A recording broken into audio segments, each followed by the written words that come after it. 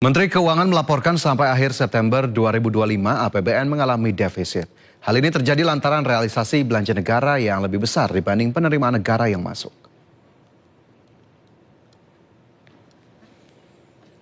Kementerian Keuangan mencatat defisit APBN hingga September 2025 mencapai 1,56% dari produk domestik bruto atau setara 371,5 triliun rupiah. Posisi tersebut melebar jika dibandingkan dengan posisi defisit APBN di Agustus 2025 sebesar 1,35% PDB. Menurut Purbaya, penurunan ini dipengaruhi oleh merosotnya harga komoditas global, terutama di sektor minyak dan gas serta pertambangan yang berdampak pada penerimaan pajak. Tercatat realisasi pendapatan negara hingga Juli 2025 mencapai 1.863,3 triliun rupiah atau turun 7,2% jika dibandingkan periode yang sama tahun lalu sebesar 2.008,6 triliun rupiah. Meskipun lebih rendah dibandingkan periode yang sama tahun lalu secara nominal, tekanan ini terutama bersumber dari penurunan harga komoditas global yang mempengaruhi penerimaan perpajakan, khususnya di sektor migas dan tambang.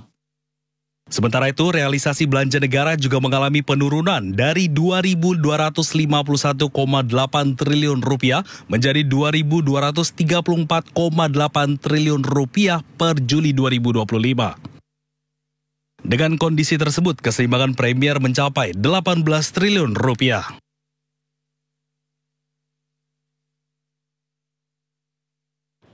Kembali bersama kami, pemirsa, sejumlah warga mengeluhkan tangga jembatan penyeberangan menuju halte bus Transjakarta di kawasan Pesanggerahan Ciledug, Jakarta Selatan. Tangga penyeberangan ini begitu terjal dan banyak anak tangga sehingga cukup menyulitkan warga yang dalam kondisi hamil, membawa balita bahkan lansia. Dan berikut laporan rekan Anissa Rizkia bersama juru kamera Jamie Jasin di halte Pesanggerahan Ciledug, Jakarta Selatan. Pemirsa, di antara 10 jalur langit Transjakarta yang berada di wilayah Jakarta ini, salah satu yang memiliki anak tangga terbanyak di tempat saya melaporkan yaitu di halte JOR yang berada di Ciledug, Jakarta Selatan. Kalau dilihat, ini tadi saya sudah berjalan kaki dari bawah menuju ke atas, ada sekitar kurang lebih 30 anak tangga. Namun pemirsa, ini belum selesai karena masih ada ratusan anak tangga lain yang harus saya susuri untuk bisa naik dan menuju ke halte Transjakarta. Total ada 137 anak tangga yang harus saya lalui untuk bisa menuju ke atas. Dan memang kalau saya lihat di sini selain banyak sekali para pengguna Transjakarta yang harus menaiki satu persatu anak tangga, ini saya lihat belum ada fasilitas ataupun layanan tambahan yang diberikan khusus untuk kaum difabilitas ataupun para lansia. Itu artinya memang keterbatasan akses untuk menuju ke area halte Transjakarta saat ini sangat dibutuhkan begitu ya, untuk penambahan layanan seperti adanya eskalator ataupun lift. Dan masyarakat ataupun pengguna Transjakarta saat ini masih harus melakukan naik secara manual menggunakan tangga yang ada di kawasan halte JOR, tepatnya di wilayah Ciledug, Jakarta Selatan. Hingga siang ini, pemirsa, memang dapat saya gambarkan begitu ya situasi di kawasan akses jalan menuju halte ini sangat sepi karena memang masyarakat lebih memilih begitu ya untuk naik di wilayah lain karena ini sangat melelahkan bagi saya. Ini saya tadi sudah mencoba menaiki satu persatu anak tangga hingga sampai atas nanti. Total ada 137 anak tangga yang harus saya lalui untuk bisa sampai ke halte Transjakarta. Untuk itu, dari para pengguna juga menginginkan agar pemerintah untuk lebih memperhatikan untuk bisa menambahkan akses jalan, terutama untuk bisa menambahkan fasilitas yang ramah disabilitas dan juga ramah untuk para lansia.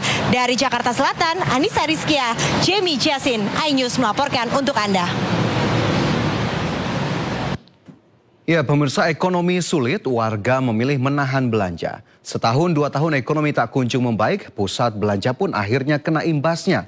Di mana salah satunya Grand Mall Bekasi, Jawa Barat yang makin sepi dan akhirnya tutup. Grand Mall Bekasi, mall kebanggaan warga kota Bekasi di era awal tahun 2000-an akhirnya tutup setelah kalah pamor dan ditinggal pengunjung. Seluruh tenan dan toko tutup sejak awal tahun ini, termasuk deretan toko pakaian, toko makanan, dan toko elektronik. Sebagian toko bahkan terpasang papan dijual. Hanya ada beberapa ruko di belakang mall yang masih buka, itu pun sepi.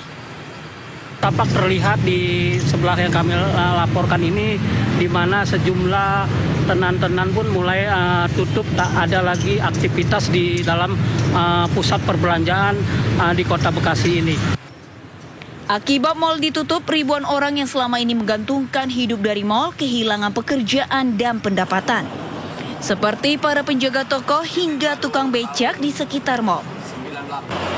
Grand Mall Bekasi di Jalan Jenderal Sudirman, Medan Satria Kota Bekasi ini dulunya menjadi tempat favorit warga Bekasi untuk berbelanja atau berlibur bersama keluarga. Namun sejak maraknya toko online, pamor mall ini mulai redup dan mencapai puncaknya 1 tahun terakhir seiring lesunya daya beli masyarakat. Data terbaru Indeks Keyakinan Konsumen IKK pada Juni 117,8 turun dari Maret 121,1.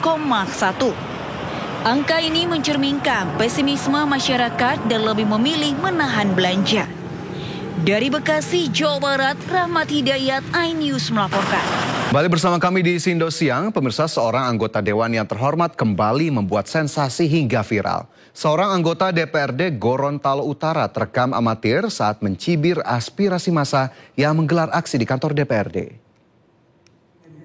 Kasihan karyawan-karyawan di Gorontalo Utara yang ada digaji 600.000, 700.000. Kami minta segera dilakukan kajian. Deninda Khairunisa, seorang anggota DPRD Kabupaten Gorontalo Utara, Gorontalo, menunjukkan gestur diduga mencibir pendemo saat menyampaikan aspirasi di depan kantor DPRD pada Senin kemarin. Tidak memungut apa-apa olehnya. Ia tersenyum sinis dan memanyunkan bibir ketika salah satu orator tengah berpidato menyuarakan tuntutan rakyat. Aksinya itu dinilai publik tidak menghormati masa aksi. Bahkan ekspresi Deninda memicu kecaman dari warganet usai video tersebut viral di media sosial. Menanggapi aksinya yang viral, Deninda membantah tudingan mengejek hingga meremehkan pengunjuk rasa. Ia menyayangkan video itu dipelintir sehingga menimbulkan kesalahpahaman di masyarakat dan memohon maaf kepada publik. Untuk bisa menaikkan upah mereka. Itu kayak malahan mereka yang orang-orang yang Deninda Khairunisa berharap polemik di tengah publik bisa segera mereda sehingga fokus dalam persoalan aspirasi masyarakat. Dari Gorontalo, Nur Faizila Hasan, iNews melaporkan. kalau bukan calo, ya kan? Kita lihat. Kerry Andrianto tidak ajukan nota keberatan atas semua dakwaan. Anak mafia migas Riza Khalid didakwa rugikan negara hingga 285 triliun rupiah atas kasus korupsi tata kelola minyak mentah dan produk kilang.